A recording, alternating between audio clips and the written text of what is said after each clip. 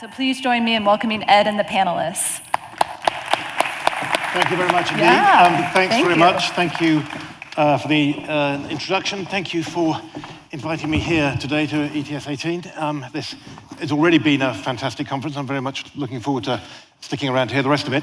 As you've been saying, we're going to be talking this morning about two things that often don't seem to go terribly well together, technology and regulation. And I'm delighted to say we have an excellent high-powered panel of commissioners to discuss this. On my immediate right, Sadzi Oliva, who's the commissioner for the Illinois Commerce Commission. To her right, Commissioner Brandy Marquez, who's a commissioner at the Public Utility Commission right here in Texas. And last but by no means least, we have Commissioner Lorraine Akiba, who's a commissioner at the Public Utilities Commission for the state of Hawaii. And obviously a lot of very interesting things going on in Hawaii, a lot of innovation going on there. I know you're an advisor, is it Lawrence Berkeley as well, the National Laboratory, also an advisor there on energy regulation, which is something perhaps we'll want to get into in a bit. As I said, interested really in thinking about the ways that technology, digitalization, and regulation work together and sometimes don't. I mean, maybe, Commissioner Oliva, if I can start with you. When you think about digitalization and the way that energy technology is advancing, what do you think your responsibilities are as a regulator? What are you really trying to achieve?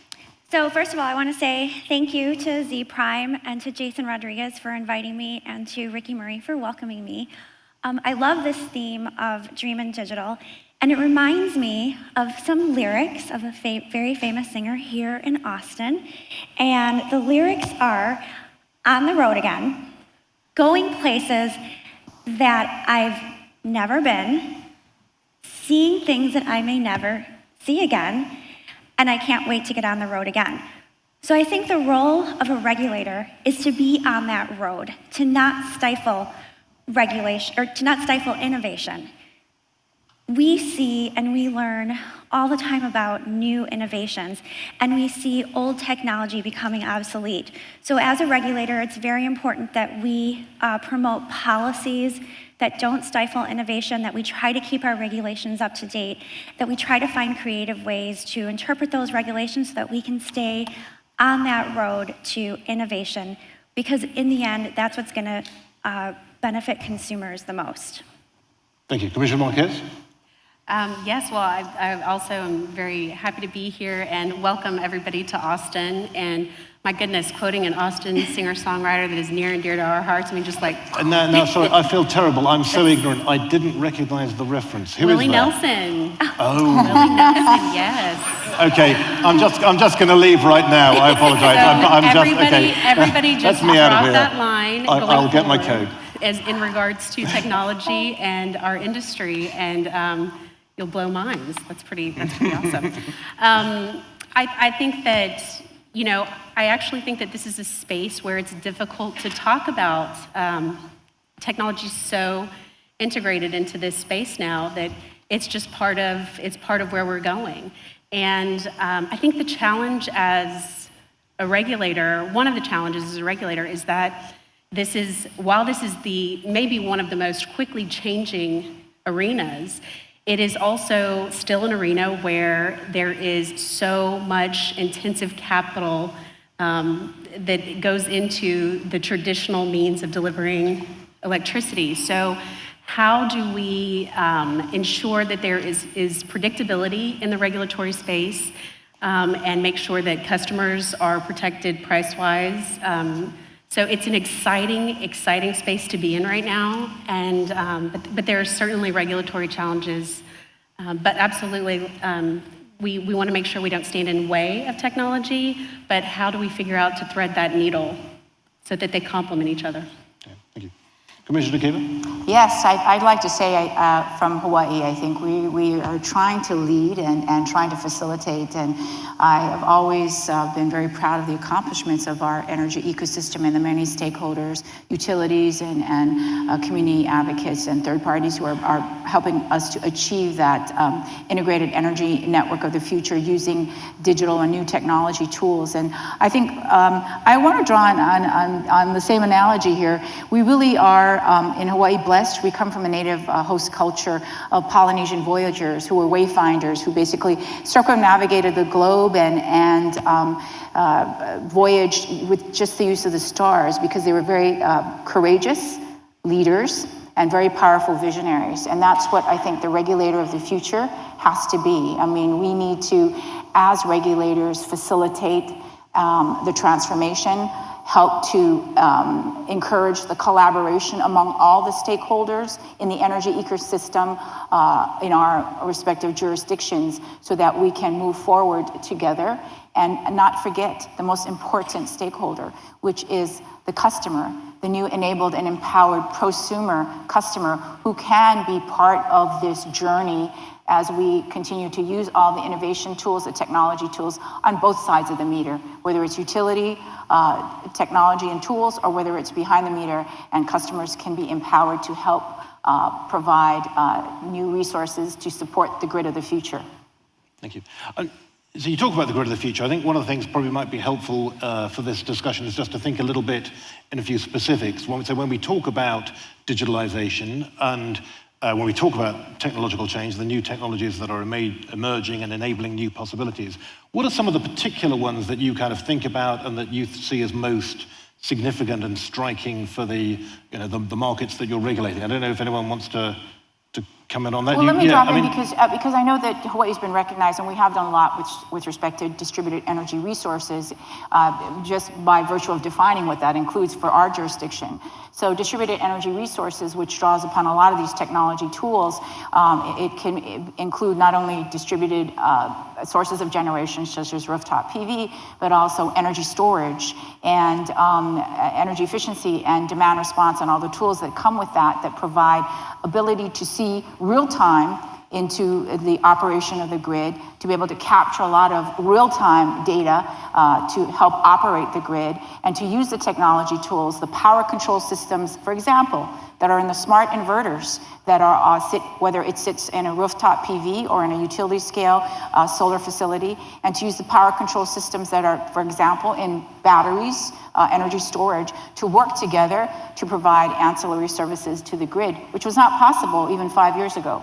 So I think that we've seen the rapid change of using those tools to be able to give people a view into the daily operations of the grid, and to use, again, customer data to help that, as well as artificial intelligence, new ways of transacting energy, blockchain. And I know you have that on the program for the next couple days. We're talking about some of those issues. Artificial intelligence, machine-to-machine learning, drones, which help in times of resilience and recovery to go in and inspect, where previously would have had to send workers and risk potential injury to utility employees. Now we can use the technology to do many things that were not available to us before. Commissioner Marquez, you raised a very interesting point. You said, as you say, there's all this technological change going on, which is sort of happening at the margin, but there is still a very large established industry that everybody relies on to get their power, and that is absolutely essential to keep that functioning. There is also, there are a lot of competing commercial and business interests. So, you have new technological disruptors coming along, people looking for new business models, new ways of making a profit, and of using innovation to drive those new business models in the energy industry. How do you think about sort of balancing those two interests and balancing the interests of incumbency, reliability, conventional power, conventional business models with innovation and the new business models that are emerging? I think the FCC is great space on this. When you look at what happened with cellular technology, government intentionally made loose guidelines to see where the industry would go. And I think that that's what our goal is in this space as well. The analogies, of course, aren't perfect, but what we've seen in Texas, I think we have about 7 million advanced meters deployed.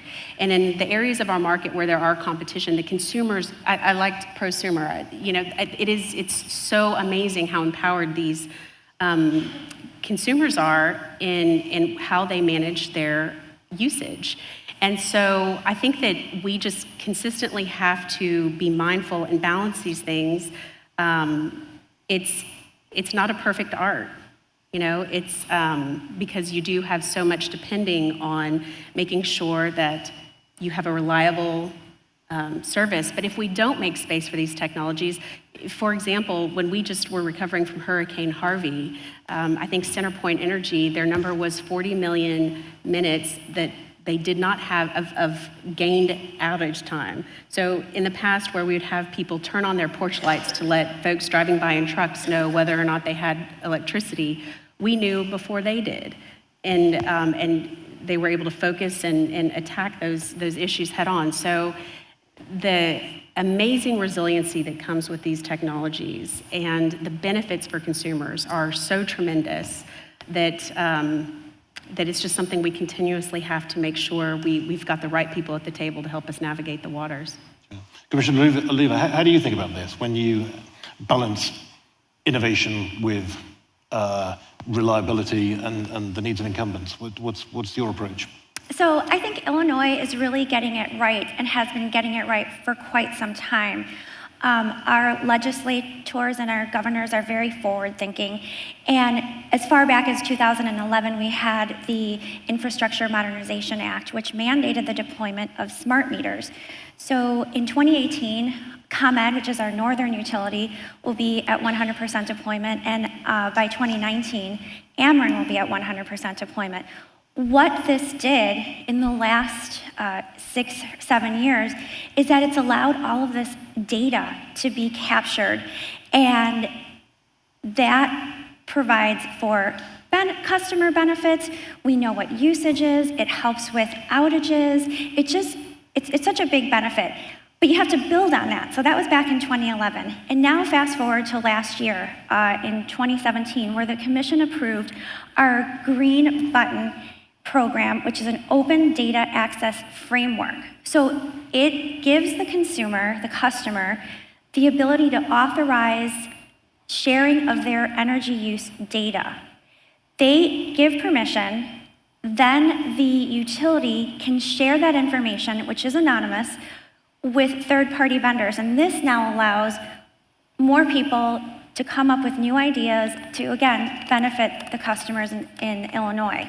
Another great thing about the Open Data Access Framework is that researchers and universities, if they sign an agreement under the standards set by EDF and CUB, they can also study this and make greater improvements in the future for the grid. So I think it's being forward-thinking, putting legislation in place that allows for these innovations to take place and allows for resiliency that brings Illinois forward to where we are today. And I can talk about later about more of our great legislation. Thank you. I want to come back to the issue of data in a moment, because I'd be interested in the other commissioners' views on that as well. But first, Commissioner Akiba, just think a bit about Hawaii and how you approach that issue. So when you think about... Yeah, so let me address that with, and drawing on the history of our dockets, and as Commissioner Oliva said, many of our commissions have been proactive. Hawaii as well. Back in 2014, we issued a very seminal white paper called Inclinations on the Future of Hawaii's Utilities, or Hawaii's Utilities of the Future, and we provided a strategic roadmap for utilities in what we saw areas of transformation, to give them guidance and to, not to micromanage, but to set a clear regulatory framework so that the utilities and third-party stakeholders who are involved in that process, whether that's demand response aggregators or third parties that are working directly with customers and providing these grid edge tools and innovation technology, could know what the regulatory framework for that to continue to move forward. And really what we set forth in that was to, create a situation where people could value the services of being brought by prosumer in terms of energy to the grid, as well as the value of grid services that are taken by customers and that these technology tools now enable. And really, when you think about the Internet of Things and the digitalization that is occurring, utilities really are more assuming a dynamic role as not so much on sales of kilowatt hours as a widget, but more as energy services managers for customers. And that is a real paradigm shift a real game changer. And I'm glad to see that IBM is actually a sponsor here, because I always use the analogy about IBM. As you recall, when the developments in Silicon Valley and all the software and technology companies were starting to disrupt that particular industry, IBM had to change. And before, if for those of you in the room that recall, IBM was a producer of hardware. They would actually manufacture mainframes, business machines, typewriters, and those types of things. And now they're a business management solutions provider, because they know the technology, they know the information technology, they know the software programs, but they're not producing a hardware widget. They're really advising customers in terms of how to better use those tools for business management solutions and as business services in other industries. And that's what I see for utilities. For many of the utilities, when third parties and others can provide these services, their customers can generate some energy and provide capacity and ancillary services to the grid. The grid itself and the roles of utilities are being a conductor of that complex orchestra of the integrated energy network of the future. And this crosses across all sectors. It's not just energy and electricity. It could be transportation, telecommunications, water, other important sectors within the smart city of the future. And the way that relates then to the question of sort of competition and allowing kind of new business models to emerge is what that if you have a sort of a common framework and a foundation that is accessible to a number of different businesses, right, then you can encourage competition that way. And everybody can play in that space. I mean, there's enough for the utilities, a role for the utilities to take on, and there's enough roles for third-party technology innovators to take on, and there's a role for whether it's demand response aggregators in that new role to take on. There's enough, and customers themselves, large customers who want to invest in resources on behind the meter, for example, for microgrids, to help for resiliency and reliability and recovery. We're really trying to encourage that in Hawaii as well, so that people stay connected to the grid of the future and contribute, and the entire community benefits from that, especially as we're dealing, as we just recently saw with Puerto Rico. When you have that kind of severe natural disaster, and there'll be more of those severe weather events with climate change, and we are similar. We're an 6 island grids in the middle of the Pacific. Reliability, resiliency means being sustainable and being able to provide an energy network that in times of crisis can island off, and we still have ability to provide essential services. And we are a critical defense center in the Pacific for energy security purposes. So all of these things matter for our continued viability and success. Commissioner Marquez, I wanted to bring you in on the question of data. And Commissioner Oliva raised this question about making the best use of the data. I guess it's pretty well the defining characteristic of what we mean by digital technologies, is that enormous amounts of data are created, the customer level, on the grid, by generators. Very often it seems like there's a lot more data than anyone knows what to do with out there. People have difficulty really making the best use of it. What are the regulatory issues that raises for you, and how do you kind of encourage people to both avoid abuse of that data, but also to encourage productive use of it? So a little bit of background. So Texas is an energy-only market. So we are very market-based in our approach to energy in Texas and the market, period. So our retail side is spun off from our generation. In places where there is competition, it's spun off from generation and the wires and poles. So that market space is incredibly competitive, and the consumer actually owns their data. So it's up to third parties to market to the consumer and offer them a product that makes them interested in doing business with them. One example, when we previously, the way that it works is that a third party will come to a consumer and they'll try to sell them their product, and then there's later on a call to verify, because they can do some areas do market door-to-door sales. Well, we recently had a docket where a company wanted to use handheld devices to be able to bypass that, and so you're balancing consumer protection versus, we want this space to grow, flourish, and this is obviously a new technology that things are evolving the way we wanted them to. So in that instance, we granted a good cause exception to kind of allow this pilot program to go forward and make sure, you know, on a smaller scale, get an idea of how this works before we open it up to the market at large. But I think that, and of course, as you mentioned, the privacy concerns, that's a real challenge for regulators and market participants to, you know, in Texas especially, I think that this is a pretty big concern. And translating what we do in this industry in a way that's safe to our legislators, our elected officials who want to make sure that privacy is protected. So it's an interesting space.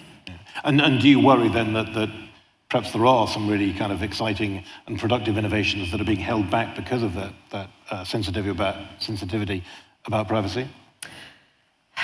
I don't know that they're being held back necessarily, but that's just as dangerous too, right? If it gets too far ahead and then all of a sudden you've got, you know, in Texas, our legislature meets every other year for a few months, so they're not a full-time legislature. So when things get too far ahead and then all of a sudden the legislature says, whoa, wait a minute, what are you doing in this space?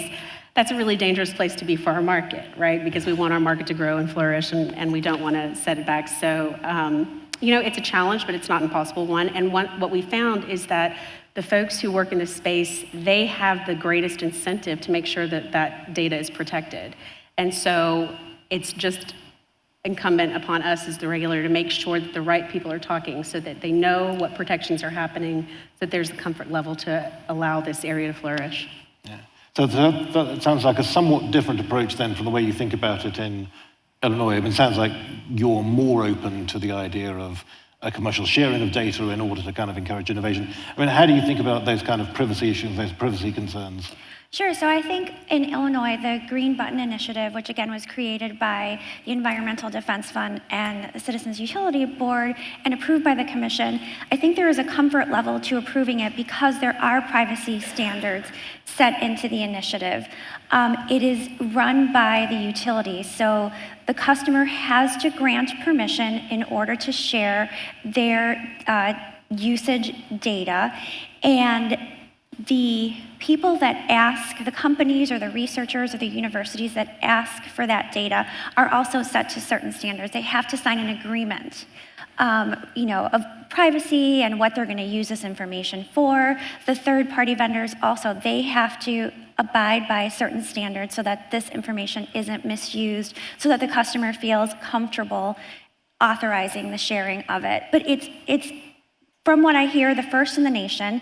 It's on a large scale, representing 4 million individual customers in the state of Illinois, and it's highly granular. It measures use by time and location in half-hour, daily, 1 year, and by zip code.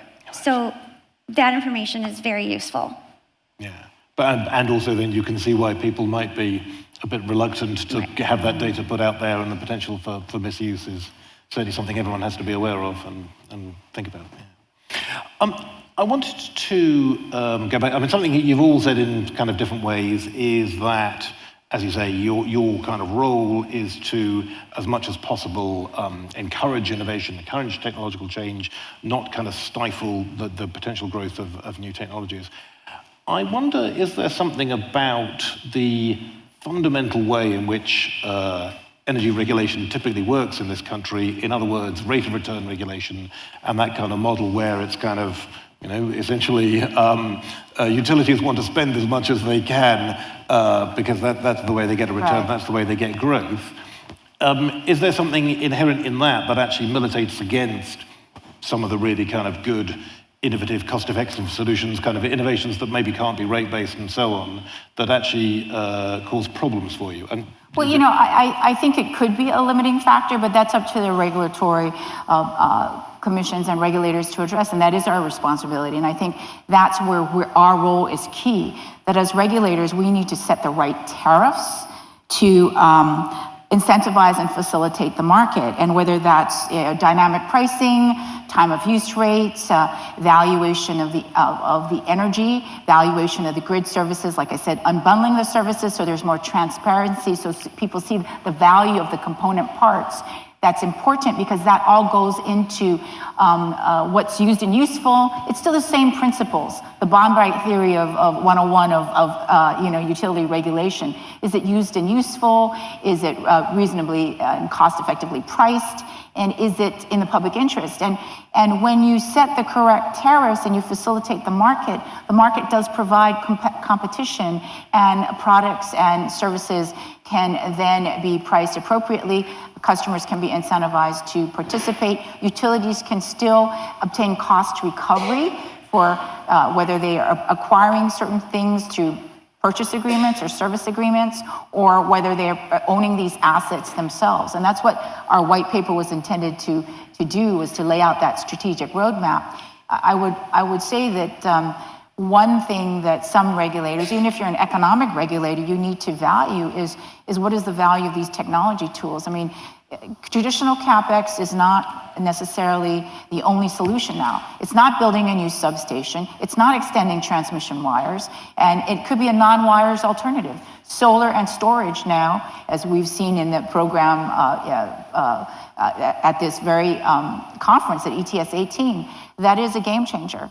Solar and storage peaker plants, which we've implemented in Hawaii, that is a way of the future. Storage can help to provide ancillary services. The smart inverters themselves can provide frequency response, regulating capacity. I mean, all the things that you would have had mechanical plants doing before, the new technology can do. So again, it is facilitating by setting the right tariff structures, and then also allowing the utility to implement new programs, whether that's in a pilot or by implementing new programs that provide some of these new energy management services to customers, and really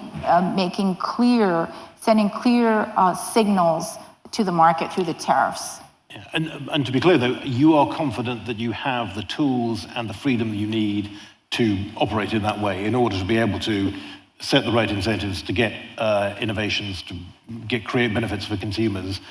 The system works in that way. Well, I think state commissions are leading the way, and that's why you have, the three dynamic commissioners from our respective women commissioners, of course, from our respective jurisdictions. But states are leading the way. I mean, there are states that are represented here that have led the way in terms of storage, like California Public Utilities Commission. Minnesota Commission has led the way with community solar tariffs.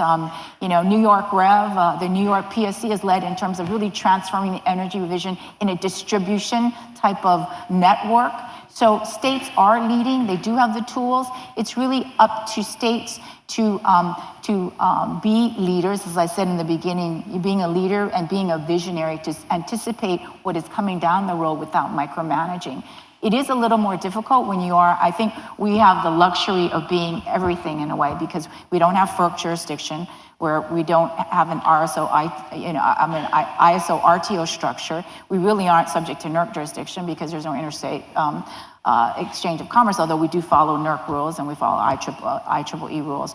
But we have the ability as a commission to do a lot more and don't have to worry about staying within our swim lane. Now, some of my fellow colleagues here, well, except for Texas, which is its own market.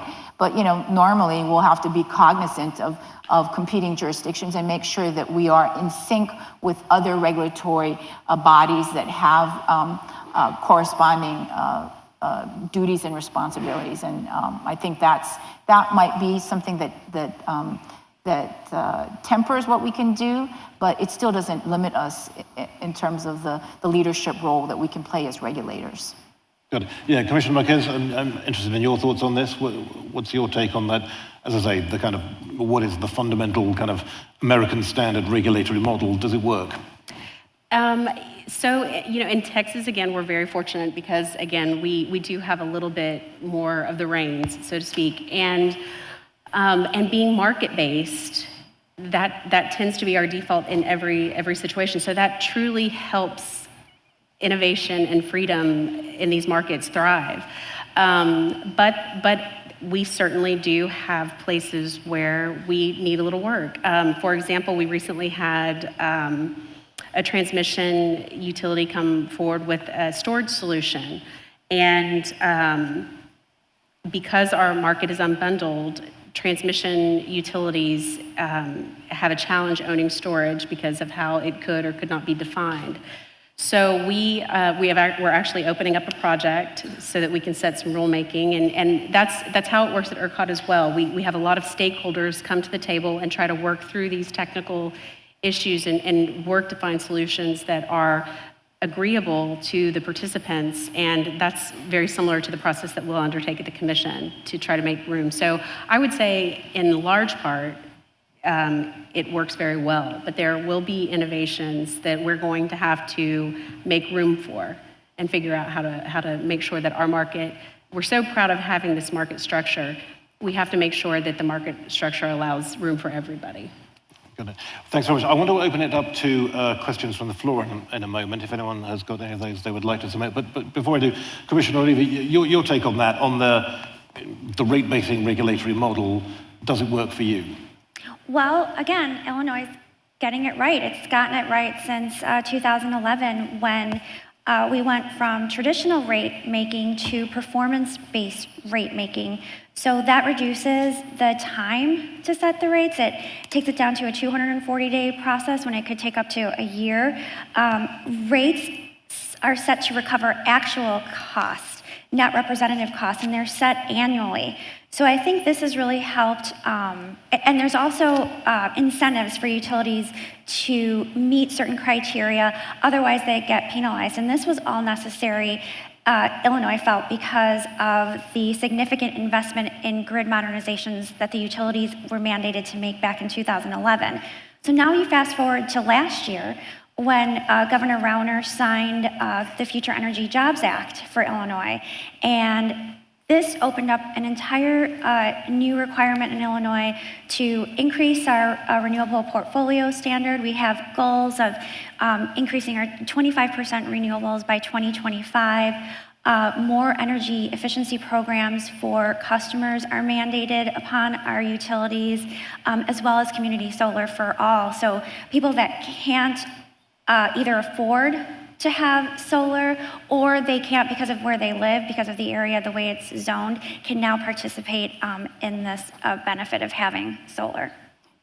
Can I just comment on that in terms of performance-based rate making? I think you're seeing a trend across the country, and state commissions, again, are at the forefront of that change, and we are in various jurisdictions, and this isn't planned, and we don't go to a neighborhood meeting and go, hey, let's do PBR now this year.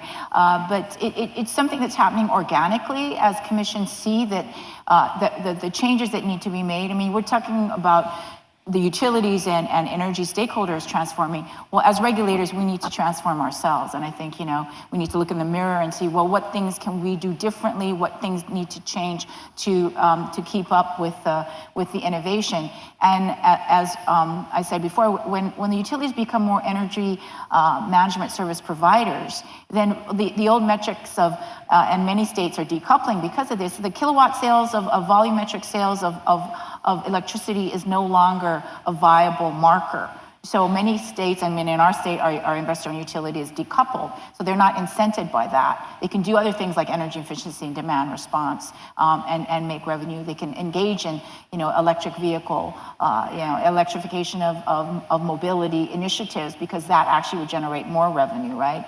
So it's really looking at other performance incentive mechanisms. And like Illinois, we've opened a docket, which is exactly looking at those things, performance-based rate making and performance incentive mechanisms. And we already in our rate cases are initiating specific performance incentive mechanisms to actually be more outcome driven, so that utilities can function in that environment and know they will have revenue opportunities to continue to stay profitable and viable and competitive in a new market. So that is important. It's a very important aspect of what's happening across the country with regulation. Thank you. Maybe we've just got a little bit of time to take a couple of questions. I don't know, have we got the questions at the back there? Yes, we had a question come in for Commissioner Marquez. In what ways has deregulation in Texas been a success? And also to Commissioner Oliva, for would the state of Illinois ever consider a deregulated model like Texas? I think that the deregulation of the Texas market has been a success really in regards to any metric that you could think of. One that immediately jumps to mind is that the market was deregulated in 2000, and today in Texas, where there is competition, you can find rates that are cheaper than they were in that year. So it's worked well for the ratepayer. It has worked incredibly well for industry. Our market participants are very happy with the ability to be able to get out and compete, and the innovations that we're seeing, specifically with the advancement of the smart meters. It's just been so cool. I mean, it's truly amazing what's going on in this industry, and the fact that consumers, I think that most Texas consumers, I think 97% have changed their energy provider more than once. So they are savvy, they are interested, and now they can do it all from their phone. So it's just been, we're incredibly proud of it, and it's been very successful for our citizens. We've seen some concerns raised about power supplies over the summer, about how that's going to go. Do you agree that this summer's going to be a test of how the market works? I do. I think this summer is going to be a test, and I think it's going to be our market's finest hour. There are a lot of tools that we've built around scarcity pricing that we've just never seen. But the fact that we've just had, I think it's 4,700 megawatts of coal retire, because our market is based on efficiency and heat rates. So faster, quicker, those are the things that get struck first in our lineup, in our stack. So I think the market is doing everything that you would want it to do, and we're going to see, the summer is going to be very interesting for us, and we're going to learn a lot. But I think everybody is very ready to take it on. So. And might Illinois go the same way? So Illinois is a deregulated state, and we have nearly 1.8 million consumers that work with an alternative retail electric supplier. And I think that recent amendments that we made to our consumer protection rules may even increase that number, because consumers may feel more protected with these new rules that we have in place. There were a lot of bad market actors, but I think we've addressed those concerns in our new rule, and we have a lot of great alternative retail electric suppliers in the state, and I think customers are prosumers, those customers that are engaged, are interested in learning more and engaging with an alternative retail electric supplier. But we also have the traditional consumer that's just interested in paying their bill and hope that it's low. But those traditional consumers you think have benefited as well. They have also done well out of your deregulation. They have done well out of our deregulation, and again, they may become more engaged hearing about these additional consumer protections. Thank you. Right, I think maybe we have time for one more quick one. Do we have one? Are privacy requirements around usage data fair compared to more sensitive data, such as medical or financial data, which can be shared within minutes? Well, we touched on this a bit, but has anyone got anything else to add? Yeah, I think privacy protections are important. Obviously, the more granular the data is, the more the concerns are. But we already deal with a lot of customer data, in an aggregated form, and some of that is already done with energy efficiency and demand response. So I don't think in the next step, the levels step up to really use this on a real-time basis.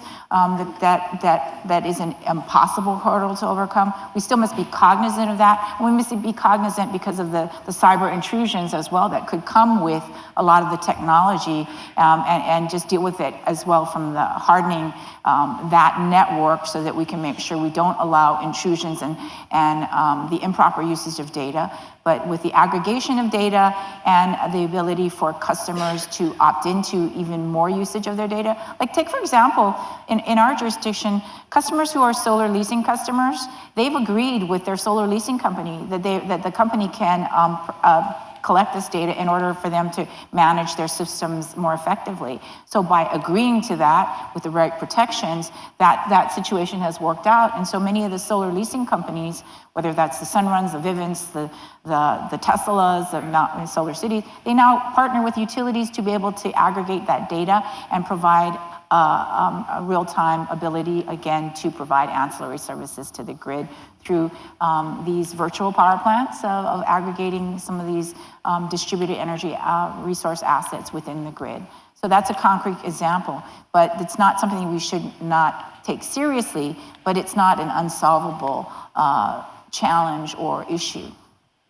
Anyone want to come in? One final thought, sorry, we're just about out of time. I would just add on to that politically in Texas, the privacy of your data in this space is as valuable as your health or anything else. And much like that, the customer owns it and the customer can decide who has access to it. Thank you very much. Well, apologies then, I'm sorry we are now out of time. There's a lot more, of course, to be said about this topic, but for now, thank you very much indeed. Lorraine, Akiba, Brandy, Marquez, Sadzi, Oliva, thank you very much indeed. Thank you. Thank you.